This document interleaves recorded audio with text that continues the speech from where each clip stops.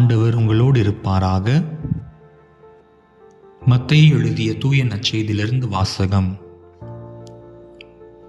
அதே நாளில் இயேசு வீட்டுக்கு வெளியே சென்று கடலோரத்தில் அமர்ந்தார். மக்கள் பெருந்திரளாய் அவரிடம் ஒன்று கூடி வந்தனர்.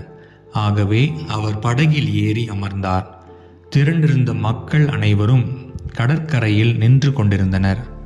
அவர் ஊமைகள் வாயிலாக பலவற்றை குறித்து அவர்களோடு பேசினார். விதைப்பவர் ஒருவர் விதைக்க சென்றார். அவர் விதைக்கும் பொழுது சில விதைகள் வழியோரம் விழுந்தன. பறவைகள் வந்து அவற்றை விழுங்கிவிட்டன.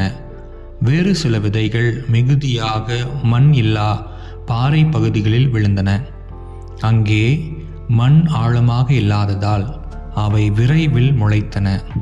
ஆனால் கதிரவன் மேலே எழ அவை காய்ந்து வேரில்லாமையால் கருகி போயின.